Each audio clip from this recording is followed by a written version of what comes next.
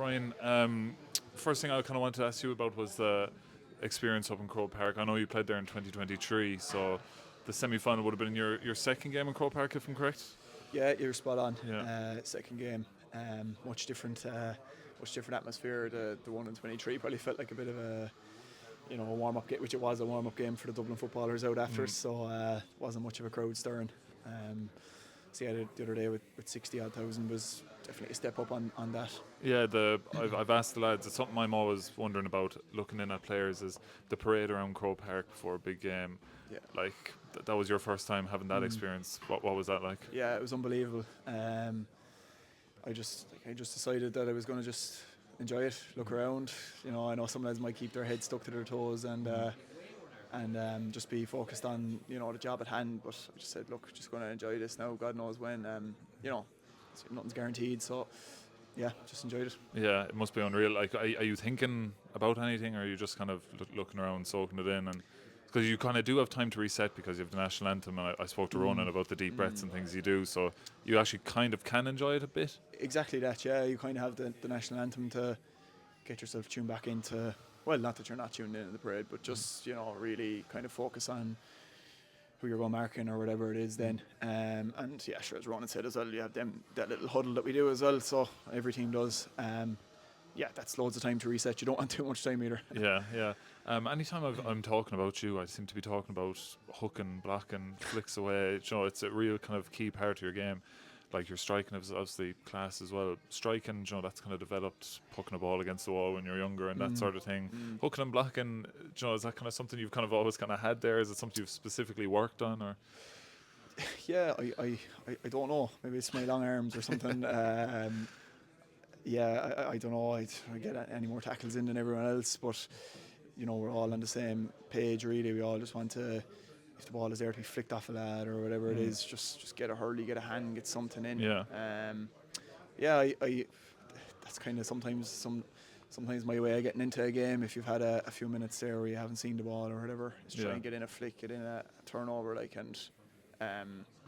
I enjoy it when it works out. It's great, but when you mistime it and give away a free, it's you're on the analysis for all the wrong reasons, I suppose. Yeah, you probably break a good few hurleys, I'd say, at that as well. I'm more into losing them these days than I was breaking going to them. ask, did you ever get that hurley back after that league game? No. Just want to put one final call out. Yeah, if anyone's listening, yeah. So yeah, that was the league game. Yeah, I never got the hurley back after. But elsewhere I wanted to ask about the yourself, I suppose, your journey into this Tipp team and your role has been changing throughout the kind of last couple of years. The other day, I've nearly been saying it all year that it might have been your best game in a Tipp jersey. You've been really growing, I suppose, into the role. How have you found that transition from successful underage Fitzgibbon and then into the senior? Yeah, look, it's taken me a couple of years to get up to the pace of it. Not quite saying any different. I suppose, as you said, your role is changing nearly daily at this stage because there's a different job to be done, or there's a different man that has to be marked in a different position. Maybe not by me, but maybe someone else has to go mark him, and then I'm back in the full back line for a while or whatever it is. So I think we've all adapted fairly well to playing different positions at different stages and stuff. So I just think you can't be rigid anymore. You have to be willing to go back in there and. And you're even changing around in game as well, and you're going into cornerback or you're out wing back and moving around. One thing you seem very comfortable doing anyway is taking those kind of short puck outs, always available. And it's bravery kind of to risk those balls out of defence. Mightn't always work, but you're always kind of backing yourself to do it. And that comes with, I'd imagine, a lot of practice and confidence in your own ability to take those short puck outs under pressure and deliver ball out. It's made look easy, but it's not an easy thing to do. No, and that's it. Every team is doing it now to some extent. I'm sure no better man than either of the two boys we have, and Barry and Reese, to ping him into your hand there from 50, 60 yards. So look, it's just so important in the modern game. I'm giving away any secrets here about every team goes short to try and let the other team try and give them an option on whether to push up or not. So you have to be at that level. You just have to be comfortable at taking the ball, because otherwise your goalie's looking at now 13 men out the field to try and hit it. He needs everyone looking for it. Especially if our half forward line are after doing Trojan work. getting in tackles and moving for the last 3 balls in a row. We need to take a bit of pressure off them maybe and let it directly into the boys inside. Yeah. For yourself, coming through 2021, I think that was the year you broke your arm, was it 2021? Yeah. Then 2022, you went travelling that year. Yeah. That year kind of going travelling, was that a hard decision to make? Looking back on it now, was it kind of beneficial to maybe kind of get that experience of travel and kind of be fully committed when you come home and kind of have that done? Yeah, absolutely. Like, I have no intentions of going in, to a setup if I was half open that, we might be gone early so I can go travelling. Like, that wouldn't, like, that wouldn't even come into my mind if I'm either in or I'm out, like everyone would be. There's too much at stake. People put too much into it for anyone to be thinking like that. So, yeah, I was happy I did the travel in 2022. And, Where did you go? San Fran. Okay, yeah. So I went out to a local man out there, Brendan Bannon, and his family. They looked after us unbelievably well, nearly too well. We were spoiled out there nearly. But, Were you out in Treasure Island? We were, out there, and and met some great lads too. Heard with a lot of Kilkenny boys actually.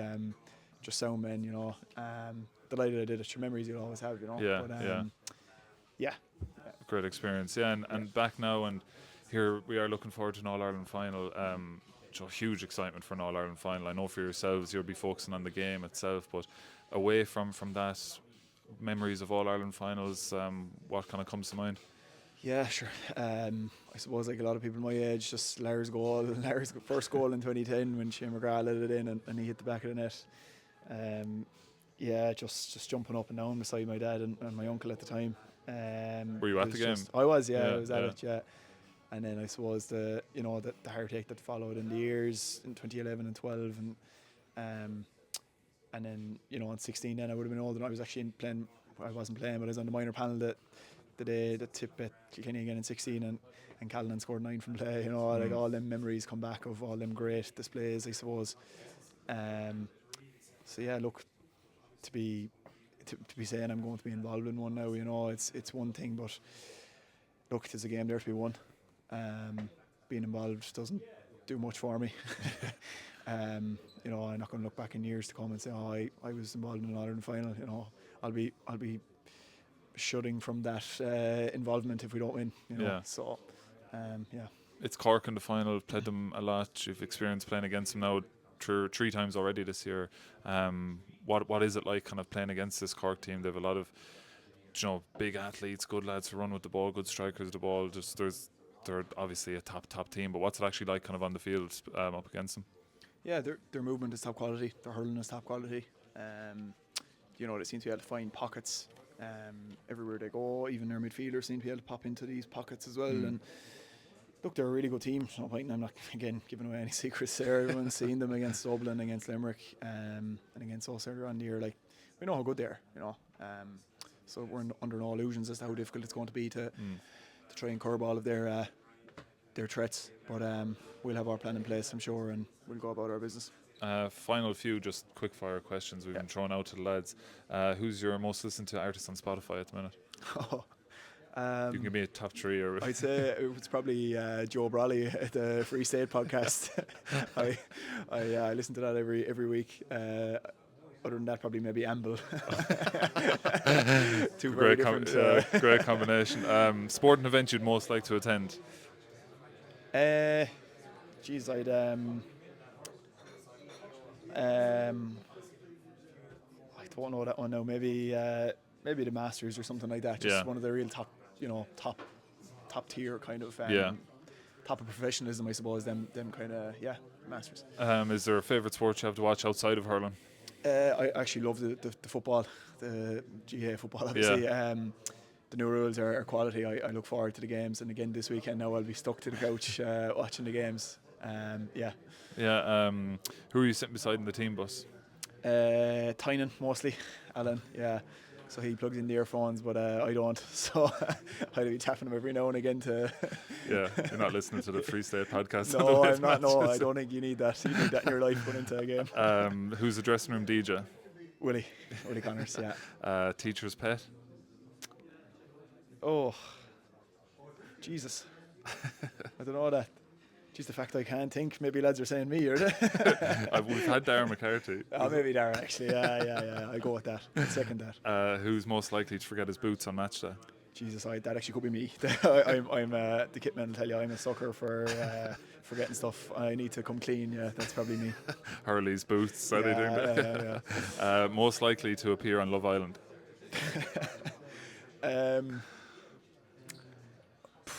Most likely.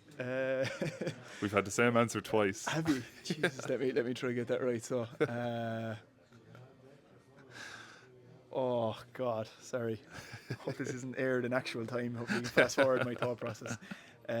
I'll go with Shawnee Keneally. Okay, it was Craig Morgan. The other two. Okay, yeah, would have been a good call. I'll stick with Shawnee. Cheat meal of choice. I suppose not really a cheat meal. Maybe a Thai. Yeah. Yeah. And finally, not that you're in need of any, but one current player in the country you could transfer to Holy Cross Ballycal. Current player. Yeah. Yeah, what are we after? What do we need? Someone in Holy Cross will be offended now. Yeah. Jesus, who would I take? We've very good forward, blessed. We've very good forwards in the club, but I think we need a bit of height. I take Rod O'Connor. Come on, fair play, Brian. Yeah. Best luck. Thanks very much. Thanks.